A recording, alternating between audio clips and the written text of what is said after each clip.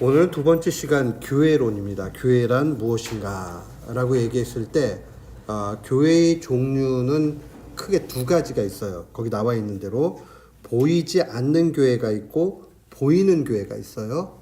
우리가 보이지 않는 교회다라고 얘기하면 이 보이지 않는 교회의 별명이 뭐냐면 천상교회라고도 얘기해요. 천상교회. 보이지 않으니까 천상교회. 이게 되게 저기 예민해가지고 잘 안 되네. 그죠? 자, 천상교회. 그러면 천상교회가 있으면 보이는 교회는 뭘까요? 땅에 있으니까 한자로 지상교회라고 얘기하죠. 지상교회. 두 개의 차이가 있어요. 이 천상교회는 완전한 교회예요. 완전한 교회. 그러면 지상교회는 어떨까요? 불완전해요. 불완전. 그러니까 지상교회는 문제가 많아요. 천상교회는 완벽해요. 그러면 천상교회는 어떠한 교회냐라고 얘기하면 하나님께서 선택하신, 이걸 일렉션이라고 얘기하죠. 일렉션. 선택하신 사람들이 모여 있는 곳이에요. 사람들의 공동체. 그러면 지상교회는 하나님이 선택한 사람도 있고 교인이라고 생각을 하지만 실제로는 교인이 아닌 사람들이 합쳐져도 같이 있어요. 그러니까 문제가 어쨌든 있을 수밖에 없고, 그래서 조금 안타까운 얘기지만 교회 안에는 엄밀하게 이야기하면 구원받은 사람도 있고 구원받지 못할 사람도 존재하는 거예요. 지상교회에는. 그러나 천상교회는 구원자들만 모이게 되는 거죠. 근데 누가 선택되었는지는 우리는 아무도 모르죠. 그저 하나님만 아시는 거예요. 그러면 우리가 이런 생각이 들어요. 그러면은 선택 못 받은 사람 너무 불쌍하다. 지금 우리가 중요하게 여기는 건 하나님의 차원에서, 하나님의 주권적인 차원에서 설명을 하다 보니까 그런 거예요. 그러니까 그 얘기는 뭐냐면 우리가 다 이해가 되지는 않아요. 그러나 개념적으로 하나님의 주권을 인정하면, 다른 말로 이야기하면 하나님 편에서 보면 하나님의 완전하심과 선하신 뜻은 모든 사람들 다 멸망받을 수밖에 없는데 그 중에 구원받을 사람들을 택하셨다. 이 사랑에 대해서만 우리가 기억을 해야 됩니다. 그래서 천상교회는요, 어떻게 구성이 되느냐? 시간적으로 우리가 지금 보면 천상교회는 이 땅에 왔다가 죽은 신자들 있잖아요. 모세도 있겠고 예레미야도 있겠고 이러한 사람들이 다 모여서 하나님 앞에 천국에서 예배드리는 그것이 천상교회예요. 그러면 지상교회랑 어떤 관계가 있느냐? 지상교회는 언제나 요 지상교회는 천상교회를 향해서 있어요. 이 말은 뭐냐면 천상교회를 목표하면서 나가는 거예요. 그러니까 교회가 어제보다 오늘이 더 믿음이 좋아야 되고요. 교회가 조금 더 성장하고 완벽해져야 된다. 그래서 천상교회를 바라보고 우리가 지상에, 이 땅에 교회가, 지상교회가 전진해 나가는 거죠. 이걸 우리는 성장이라고 얘기하죠. 성장. 신앙 성장. 이렇게 가도록 해야 됩니다. 그래서 하나님의 교회는 엄밀하게 얘기하면 하나예요. 그러니까 지상의 교회들은 여러 교회가 존재를 하죠. 지상에 있는 교회는. 그렇지만 천상에 있는 교회는 딱 하나예요. 그러면 어떤 관계가 있느냐? 천상의 교회, 이 천상의 교회를 우리는 보편교회라고 얘기해요. 보편교회라는 말은 하나 있는 교회다. 완벽한. 그러면 이 보편교회가 이 땅에는 여러 모습으로 나타나 있는 거죠. 뭐 장로교도 있고 침례교도 있고 감리교도 있고 뭐 이렇게 다. 그다음 장로교 중에서도 A 교회도 있고 B 교회도 있고. 그러나 이 교회들이 모두 다 이 천상교회를 바라보고 있기 때문에 천상교회라는 큰 우산 아래에 있기 때문에 하나예요. 그래서 우리는 보편교회라고 얘기를 할 때 천상교회를 얘기해요. 근데 이 보편이라는 말이 라틴어에서는 어떻게 쓰이냐면 카톨릭이라는 말로 사용을 해요. 그 카톨릭. 그래서 로마 카톨릭은 어떻게 얘기하냐면 천상교회를 얘기하는 게 아니라 오직 지상에 있는 로마 카톨릭 교회만 자기네만 보편교회로 완벽하다. 그래서 로마 교회는 우리 같이 교파가 따로 없죠. 딱 자기네 하나만 있잖아요. 그 이유가 거기 있는 거예요. 그러나 우리는 그렇게 보지 않고 천상교회를 보편교회로 보는 거죠. 그리고 여기에는 하나님의 비밀스러운 선택, 하나님의 기쁘신 뜻 안에서, 중요한 게 그의 기쁘신 뜻 안에서, 하나님 뜻대로예요. 뜻 안에서 일렉션, 선택받은 사람들이 모인 것이다. 그러나 보이는 교회는 지상의 교회인데 지상에 있는 건전한 교회를 얘기하죠. 이단은 안 돼요. 그래서 우리는 로컬 처치라고 얘기하죠. 지상교회. 그거를 좀 기억을 해야 됩니다. 그러면 보이지 않는 교회, 천상교회와 보이는 교회의 관계는 어떠냐?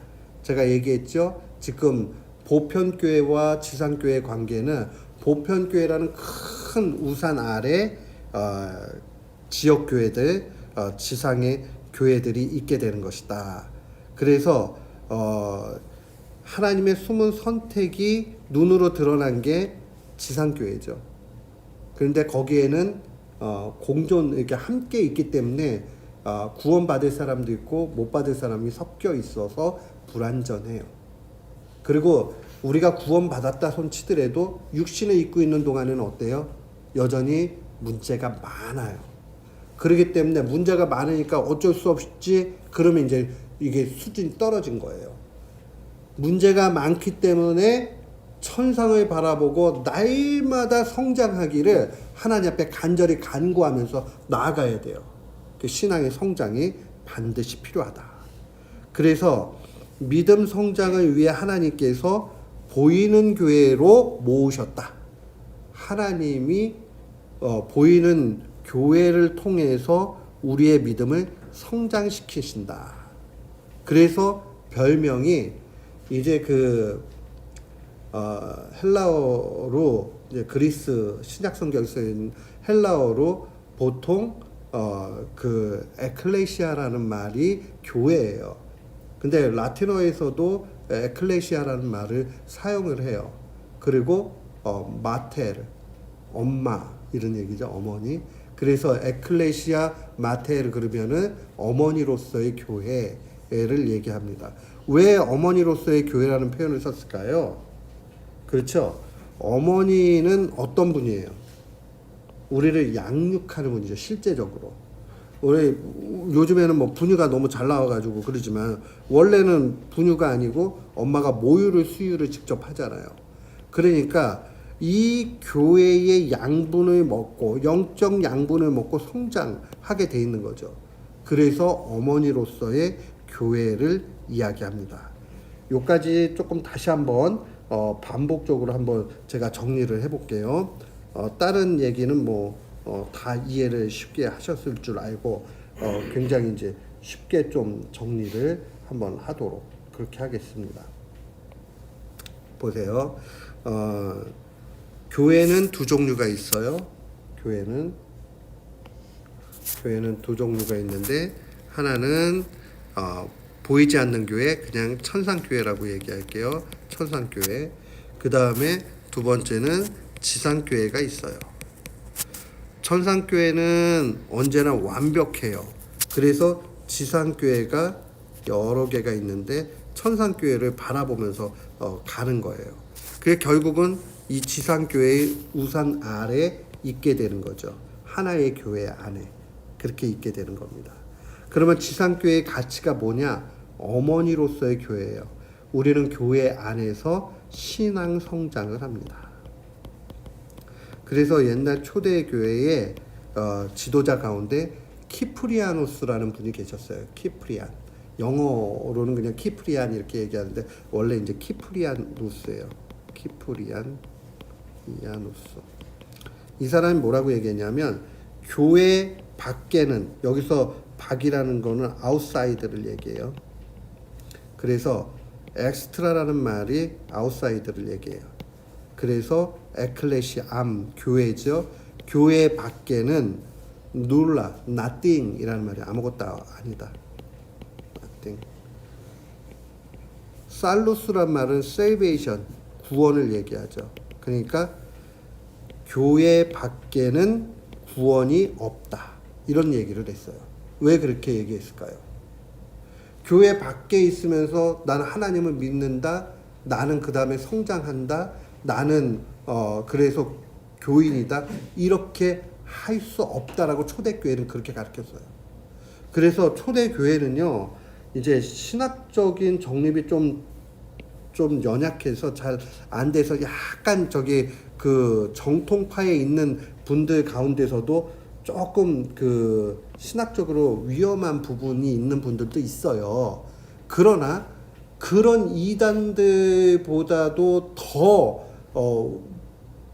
중요하게 여기 뭐냐면 교회를 쪼개는 일, 그리스도의 몸을 쪼개는 일이라고 보고 이단보다 더 심하게 정죄를 했어요. 그러니까 이제 오늘날 우리 현실하고 너무 다르죠. 오늘날 우리는 어때요? 그냥 이 교회에 대한 그런 그 하나됨과 일치에 대해서 너무 이제 그 쉽게 생각하는 부분들이 있단 말이에요. 꼭 어머니의 교회를 나누는 일이 될 수 있다라는 것도 꼭 기억을 해야 됩니다. 주님께서 이제 십자가에 죽으셨어요. 죽으시고 3일 만에 부활하셨어요. 그리고 하늘에 오르셨다. 어센션, 하늘로 올라가시고, 한자로는 승천이라고 얘기하잖아요. 그냥 교회에서 자주 쓰는. 하늘에 오르시게 되면서 이 땅에 흔적을 남기셨어요. 예수 그리스도의 흔적. 그게 뭐냐면 그리스도의 몸인 교회와 이 교회에서 행하는 가장 중요한 일은 뭐예요? 예배 드리는 거예요. 예배.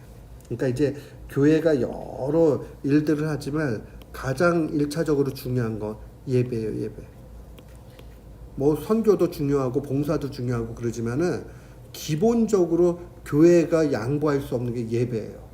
그러니까 우리는 하나님의 은혜예요. 왜 제가 은혜라고 얘기하냐면 팬데믹이라는 거를 갖다가 통해서 예배가 얼마나 귀중한가 하는 것을 경험한 세대가 됐어요.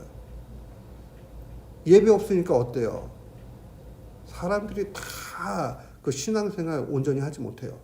그리고 팬데믹에 대해서 예배를 안 드리고 이렇게 지나고 보니까 예배를 드리는 신자와 안 드리는 신자가 또 나뉘어지게 되는 것을 보게 됩니다.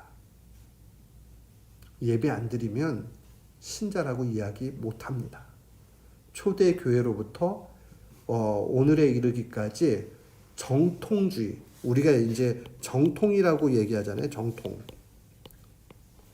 올소독스라고 얘기하는데 이 정통이라는 말 자체는 뭐냐면 바른 길을 얘기해요.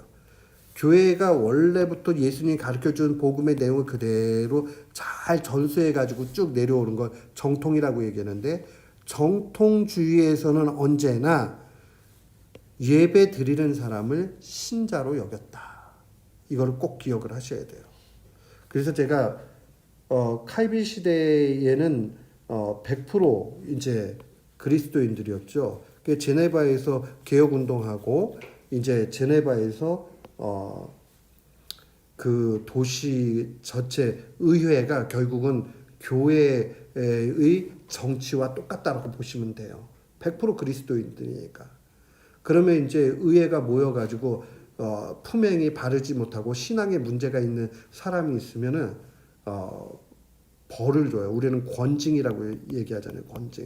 디스플레인을 하는데 이 권징을 할 때에 이런 게 나와요. 그 사람에게 이제 너무 잘못하기 때문에 아무래도 이 사람은 성찬을 2주간 못 받게 해야 된다. 요걸 이제 성찬이라고 얘기했을 때 찬, 그 다음에 받는다 한자로, 수여한다 뭐 이렇게 할 때 숫자. 그래서 수찬, 성찬을 받는 것을 정지시킨다. 그러니까 교회 용어로는 한국말로는 수찬정지예요. 그게 징계 중에 하나거든요. 근데 이제 이 사람이 보니까 예배를 바르게 드리고 이제 바르게 살려고 노력을 막 해요. 그러니까 이제 그 교회 지도자들, 장로들이 모여서 지금 A라는 사람이 회개의 열매가 있기 때문에 이 사람에게 해벌, 해자라는 말은 푼다는 얘기예요. 그러니까 벌을 풀어준다. 그 얘기는 이제 철회해 주는 거죠. 그래서 그 해벌 해야 되겠다. 그때 회개의 열매가 있으므로라고 얘기했을 때 그 회개의 열매가 뭐냐? 예배를 잘 드리고 있느냐가 회개의 열매예요. 그러니까 교회에서 제일 중요한 일은 뭐다? 예배다. 복음 전도도 중요하잖아요. 물론 중요하죠. 근데 존 파이퍼 목사님 뭐라고 얘기했냐면 선교가 필요한 이유, 그곳에 뭐가 없어서? 예배가 없기 때문에. 예배가 제일 중요하다. 그러니까 예배마다 우리는 은혜를 받아야 돼요. 예배를 경시 여기면 안 됩니다. 그래서 우리는 이제 팬데믹을 통해서 주님 앞에 나와서 예배 드리는 일이 무슨 일이 있어도 와서 드려야 된다 하는 걸 꼭 마음과 머릿속에 가지고 있어야 됩니다. 그래서 그 예배의 핵심, 예배는 두 파트로 이렇게 구성된다고 얘기했죠. 하나는 뭐라고 그랬어요? 말씀 예전, 그러니까 설교고, 그 다음에 두 번째 파트는 성예전, 세례 성찬이죠. 세례와 성찬. 그러니까 이제 우리는 이런 걸 갖다가 사크라멘트, 뭐죠? 성례라고 얘기하죠. 그래서 재밌는 게 실제로 우리는 서방교회 전통이잖아요. 보면은 가톨릭의 예식을 보면 이제 어떻게 돼 있냐면 그 말씀 예전, 성 예전 이렇게 돼 있어요. 크게 두 파트로.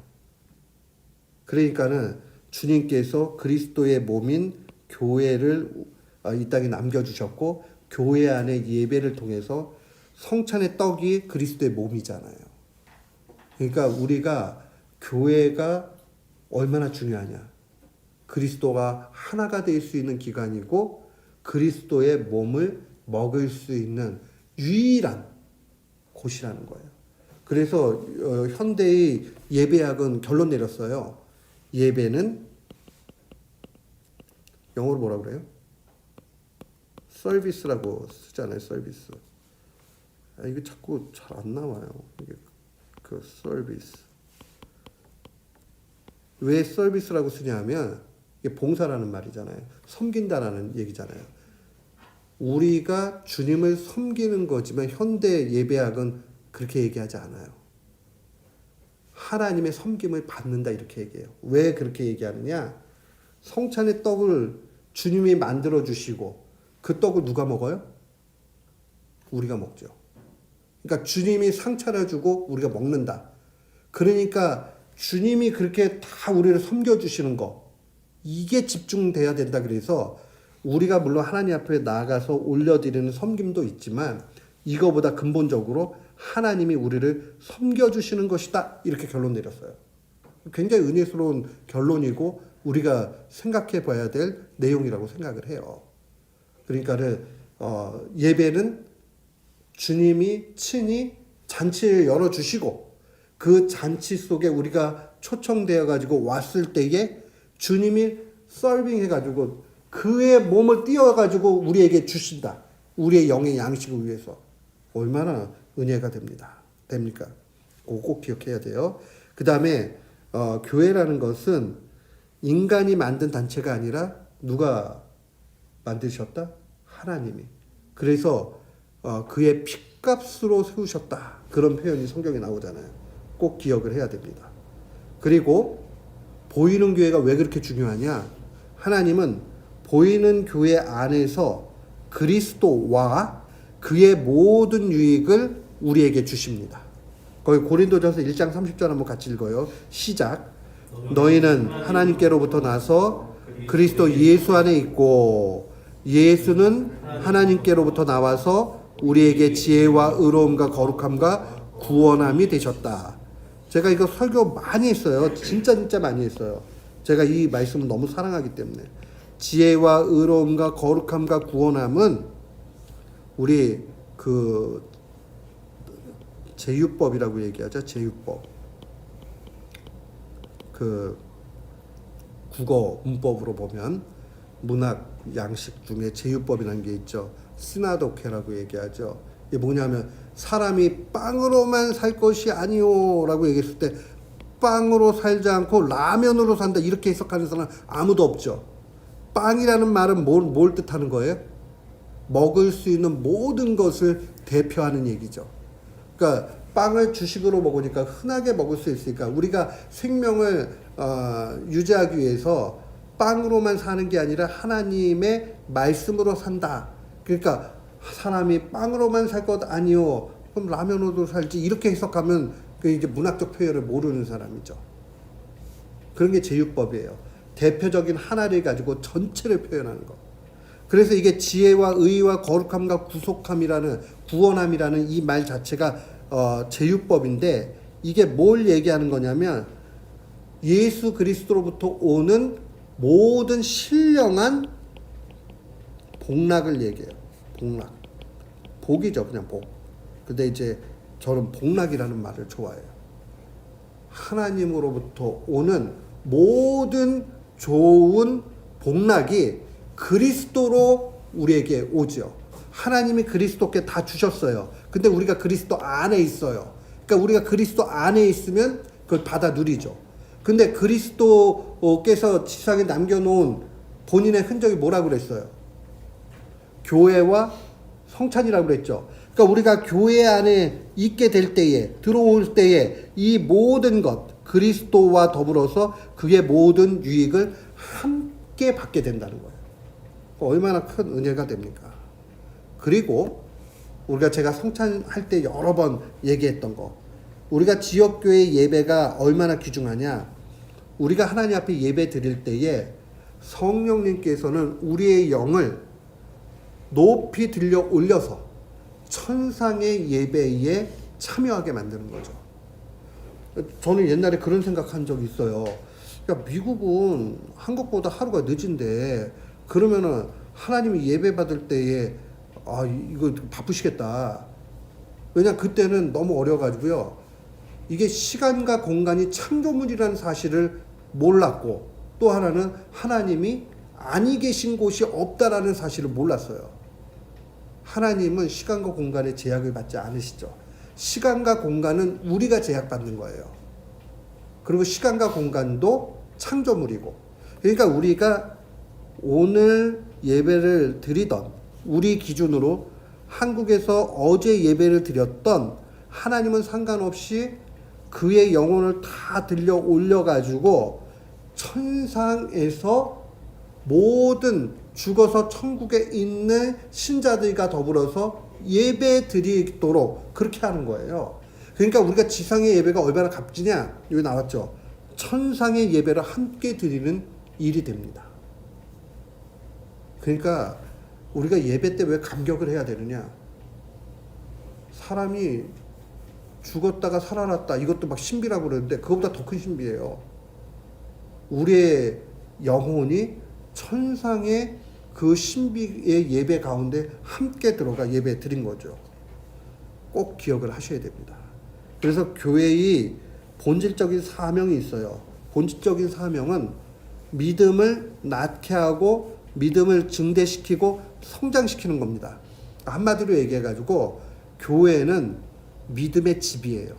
그래서 믿음을 극대화시키고 성숙시킨다. 그래서 여기에 나타나는 게 두 가지 사역인데 결국은 똑같아요. 말씀 사역이에요.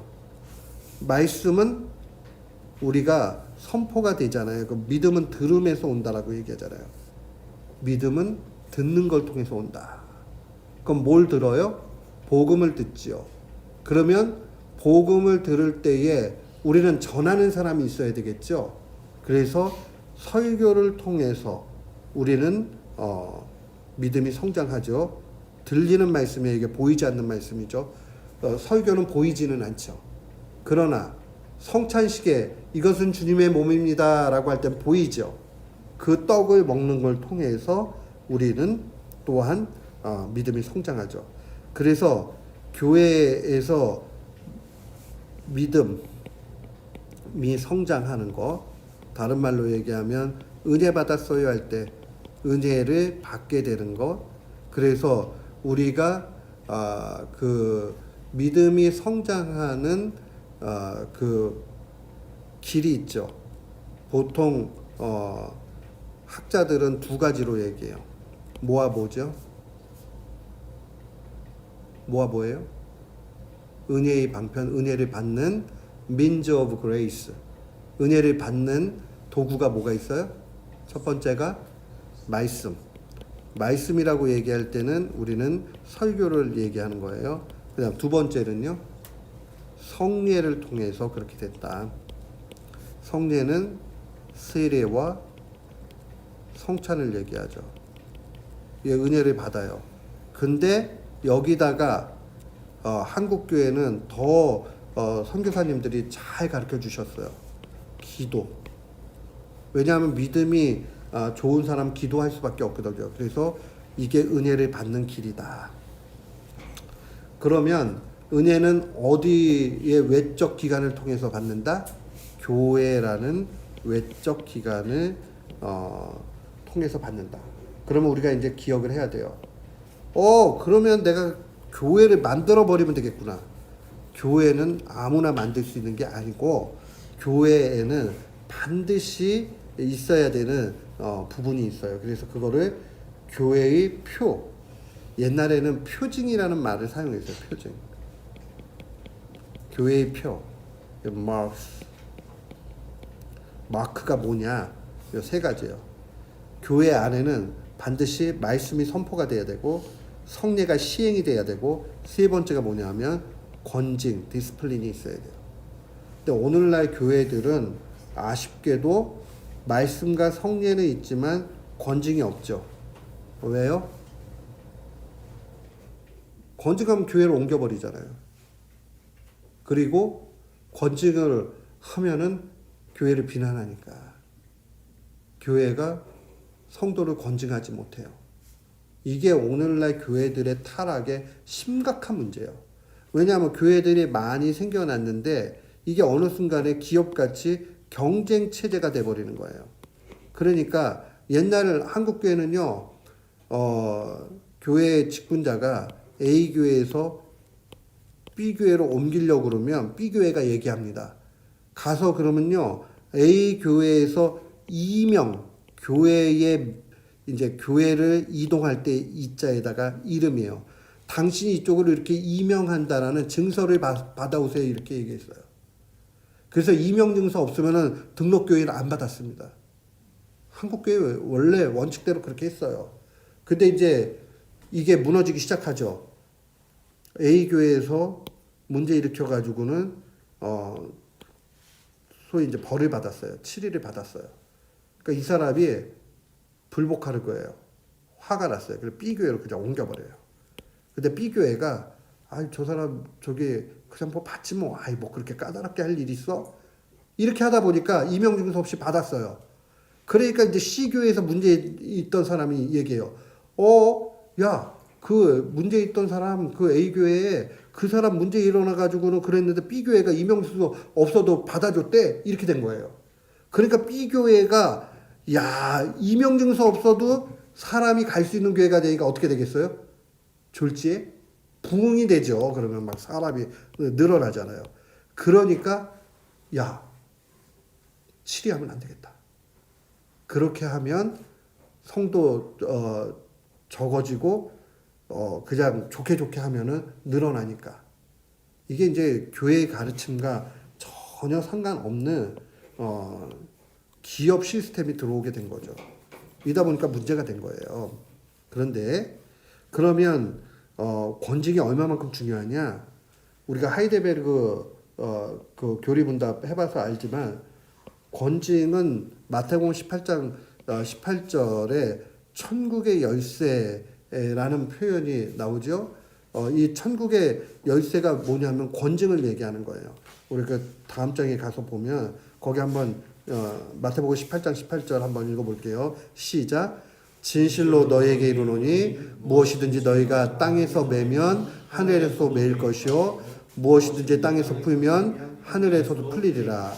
이게 뭐냐면 이게 소위 천국의 열쇠예요. 이게 중세교회는 아주 철저히 있어요. 중세교회는. 그래서 교회가 어떤 사람에게 벌을 이제 해요. 그걸 책벌이라고 얘기하죠. 너 잘못했어. 권징을 해서 책벌을 했어요. 그러면 땅에서 맨 거죠. 그러면 이 사람은 하늘에서도 매이는 걸로 딱 봤어요. 그러니까 교회에 100% 순종할 수밖에 없어요. 그런데 이 사람이 이제 회개에 합당한 열매가 있어요. 그러니까 해벌을 하게 됐어요. 해벌이라는 말은 푼 거죠. 그러니까 벌을 푼 거니까 교회가 풀어주면 해벌해주면 하늘에서도 해벌된 걸로 봤단 말이에요. 그러니까 교회의 권위도 있었고 사람들이 교회에 순종을 합니다. 그리고 신앙생활도 질서 있게 해갑니다. 이게 굉장히 중요해요. 하이데베르그 교리문답 83번부터 85번이 천국 열쇠에 관한 거예요. 거기 한번 읽어볼게요. 시작. 거룩한 복음 설교와 교회의 권징인데 이 두 가지를 통하여 믿는 자에게는 천국이 열리고 믿지 않는 자에게는 닫힙니다. 이 얘기는 결국은 이 설교의 말씀을 통해서 우리는 복음을 듣게 되고 그것으로 천국으로 인도함을 받을 수 있는 근거가 되고 또 우리가 행동적으로 잘못할 수 있잖아요. 그러면 권징을 시행해야 됩니다. 그래서 이제 건강한 교회의 대표적인 그 운동을 하시는 미국에 있는 목사님이 계신데 이분이 자기가 단체를 하나 만들었어요. 9 marks. 아까 표 S자 붙여가지고 9 가지 건강한 교회는 9가지 표가 있다.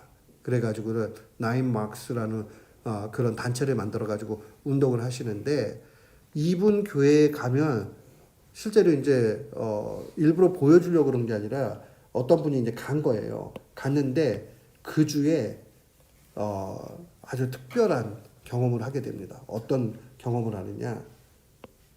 그 전에 권징이 있었어요. 왜 권징이 있었냐면 이분이 미국 안에서 그 가정 외에 다른 가정을 갖게 된 거예요. 이 사람은 그리스도인인데. 근데 그거를 담임 목사님이 알게 됐고 당신 그러면 안 되기 때문에 벌 받아야 된다 이렇게 얘기를 했어요. 그래가지고는 이 사람이 벌을 받고 그 다음에 치료 프로그램도 이수하고 그 다음에 부인이 용서해서 용납하는 일까지 다 끝냈어요.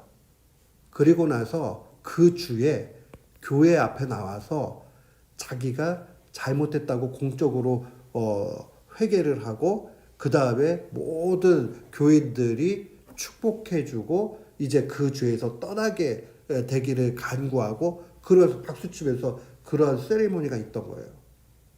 원래는 그게 맞아요. 권징이 반드시 있어야 돼요. 근데 우리 오늘날의 뭐 한인교회 대부분의 미국 교회들 어떨 것 같아요? 권징 절대 못해요. 이게 교회의 순수함을 놓치는 길이 된다. 그 우리 교회는 어떻게 해야 되느냐? 우리 교회는 말씀으로 찔림을 받고 또 혹 안 그러기를 바라지만 뭐가 잘못된 게 있어서 그게 권고를 받던 충고를 받던 또 조금 더 심해서 어떠한 절차에 의한 책벌을 받던 감사로 받을 수 있어야 돼요. 왜 그러느냐? 그걸 통해서 성장하고 교정될 수 있기 때문에 그렇습니다. 그래서 꼭 이 권징이 필요하다. 그래서 교회의 표는 말씀이 선포돼야 되고 성례가 시행이 돼야 되고 권징이 있어야 된다 하는 것까지 기억을 하셔야 됩니다. 그리고 하나님은 질서의 하나님이세요. 그래서 외적 기관으로 교회를 보이는 교회를 만드시고 교회 안에 직분자를 주셨습니다. 그래서 특별히 이제 칼빈 같은 사람은 그 직분자 가운데 목사와 교사를 중시했어요. 목사는 우리가 얘기하는 지금 똑같은 목사고요. 교사는 신학교 교수를 얘기합니다. 그래서 이들을 통해서 하나님께서 말씀 사역을 주로 맡겨가지고 하신다. 그래가지고는 말씀 사역 중심으로 가게 됩니다. 또 교회 안에는 장로와 집사가 있지요. 근데 원래 장로와 집사는 우리는 이게 유교적인 하이어라키 구조, 피라미드 구조가 돼버리는 바람에 계급같이 됐어요. 그래서 집사 다음에 그 장로 되고 이렇게 했는데 원래는 이거는 기능적인 일이에요. 장로는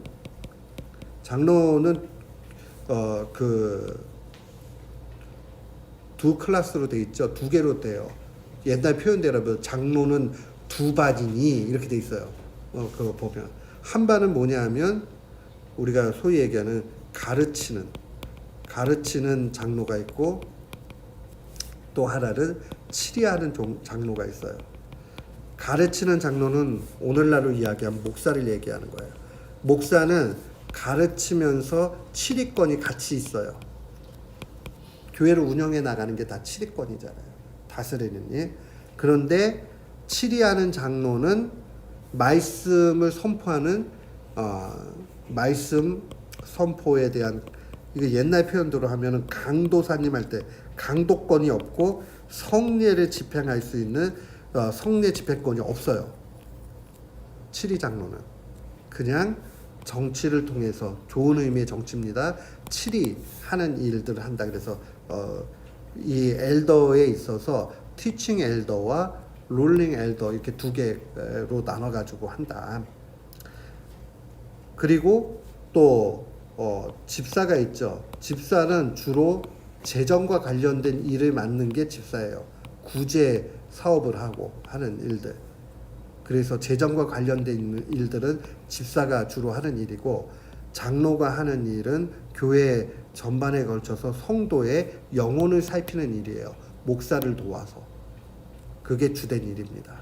근데 한국 교회는 참 은혜스럽게 권사라는 직분을 만들었어요. 이 권자가 무슨 권자냐면 권세 권자가 아니라 권면한다. 권면한다는 말은 뭐냐면 말씀으로 위로하는 거예요. 위로. 그래서 누구 힘든 사람이 있으면 힘들지. 그다음 기도의 어머니로 기도해주고. 그게 권사의 직분이에요. 그러니까는 권사님들은 기도 열심히 하고 굳은 일 하고 그 다음에 어려운 성도들이 있나 보고 가가지고는 살펴줘야 돼요. 옛날에 권사님들은요 정말 이런 거 잘하셨어요. 그러니까 누구네 집에 가가보니까 밥도 못 먹고 막 이러는 것 같아요. 그러면은 얼른 와가지고 목사님들한테 얘기합니다. 그 가보니까 그래요. 그러면 아무도 성도들이 모르게 가가지고 교회가 돕고 또 그 권사님이 그런 얘기 하나만 안 하고 기도해주고 당신 그 힘들지 그러고 전도사님 같이 그렇게 일을 했어요. 옛날에는. 그런 모습이 필요하다. 그걸 꼭 기억을 하셨으면 좋겠고요. 이제 요거를 이제 전체 표로 보면 이래요. 하나님께서는 예수 그리스도를 통해서 일하시는데 예수 그리스도께 모든 권세를 주셨죠. 그 권세가 어떤 권세냐? 신령한 권세예요, 다. 그리고 복락을 주셨어요. 모든 복이 그리스도께 주셨어요. 그래서 우리가 만복의 근원 하나님, 모든 복이 하나님으로부터 오게 되죠. All the blessings flow 그리스도께로 내려오게 되고 그 대표적인 지혜와 의와 거룩함과 구속함인데 우리가 그리스도 안에서 이걸 받게 될 때에 교회를 통해서 교회 안으로 들어올 때에 그리스도의 몸 안으로 들어오는 것이고, 교회의 사역을 통해서 이거를 받아 누리게 되죠. 교회의 사역은 뭐냐? 딱 다른 거 없어요. 말씀과 기도예요. 그냥 사도들이 뭐 했어요? 말씀과 기도에 전무하리라. 전적으로 일하겠다. 그러니까 성도도 할 일이 뭐냐? 열심히 말씀 듣고, 또한 말씀을 가르치고, 말씀을 읽고, 말씀대로 살고, 열심히 기도하는 거예요. 말씀과 기도밖에 없어요. 성도들은 그 가운데 이 하나님으로부터 오는 모든 복을 받는다. 최고의 복은 그리스도를 받는 것이요, 그리스도를 받을 때에 우리는 구원을 얻게 되죠. 그래서 성경의 표현은 종종 그리스도께 접붙임이 되었다 라고 얘기하고, 또 그리스도로 옷 입었다, 이런 표현들을 써요. 그러면 그리스도께 접붙임이 되고 그리스도로 옷 입어서 된 것을 우리는 연합되었다. 이걸 union with Christ, 그리스도와 연합됐다. 왜요? 뭐 하려고? fellowship, 교제하려고 그렇게 된 거죠. 그래서 때로는 이 교회의 머리가 예수 그리스도다라고 얘기하고, 또 첫 열매, 또 맏아들이 되셨다, 이렇게 얘기하죠. 우리는 그 예수 그리스도에 있는 지체가 되는 것이고요. 머리로서의 지체, 그 다음에 맏아들이실, 그 맏형인 거죠. 예수님께서 우리에게. 그래서 요 관계 속에서 모든 것을 얻어 누리게 된다. 그래서 교회에는 권세, 파워가 있어요. 어떤 권세가 있느냐? 교리를 제정하는, 또 해석하는 권세가 있습니다. 교리는 어디서 나오는 거냐? 성경의 중심 가르침을 잘 정리한 게 교리예요. 이게 마음대로 자기들끼리 하는 게 아니라 교회의 모임이 돼서 그걸 공의회라고 얘기하는데, 공의회가 공적으로 딱 결의를 한 게 건전한 교리가 됩니다. 여기서 공적인 문서로 나오게 되면 그걸 신조라고 얘기합니다. 이거 공적 문서예요. 사도신경이 여기에 해당하는 거죠. 그리고 교회의 법을 제정할 수 있는 능력이 있습니다. 그리고 또 이 법으로 통치하는, 치리하는 권세가 있죠. 그래서 이런 모든 권세를 왜 하느냐? 성령을 모독하지 않게 하기 위해서. 다른 죄는 다 사함받는데 어떤 것은 사함받지 못해요? 성령을 거스리는 죄. 그러니까 결국은 성령을 거스리는 죄라는 건 뭐냐면, 예수 그리스도를 믿는 믿음의 올바른 가르침을 왜곡하는 걸 얘기하는 거예요. 잘못된 이단 가르침이죠. 그렇게 하지 않게 하기 위해서, 또 악행에 물들지 않게 하기 위해서, 그 다음에 회개할 기회를 주기 위해서 권징과 말씀 사역을 하는 것이다. 교회의 중요성을 한마디로 얘기하면 신앙이 시작되고 성장되고 구원의 유익을 얻게 합니다. 그래서 중요한 거, 적용점. 교회는 내가 주님으로부터 인바이트 되는 거예요. 인바이트 되는 거. 이 말이 뭐예요? 초대받는 거예요. 내가 선택하는 게 아니고. 그러니까는 교회를 함부로 막 이렇게 내가 이게 마음에 안 들고 내가 저 교회 가보고, 그거는 굉장히 조심하셔야 돼요. 주님께서 교회를 인도해 주시는 걸로 알고 그 안에서 은혜를 받아야 됩니다. 더 엄밀하게 얘기하면 교회가 나를 선택해 줄 권리가 있는 것이지, 내가 교회를 선택하는 것이 아니다. 이렇게 돼야지 우리가 교회에 충성하고 그 안에서 올바로 성장하게 됩니다. 안 그러면 조금 기분 나쁘고 그러면 교회 계속 옮긴단 말이에요. 왜 그래요? 내가 선택할 수 있다라고 생각하기 때문에 그래요. 그러면 안 됩니다. 오늘 이 사실을 좀 알고 교회가 얼마나 중요한가 하는 것을 바라보고 나아가는 우리 모두가 되기를 바랍니다. 아멘. 한번 기도합시다.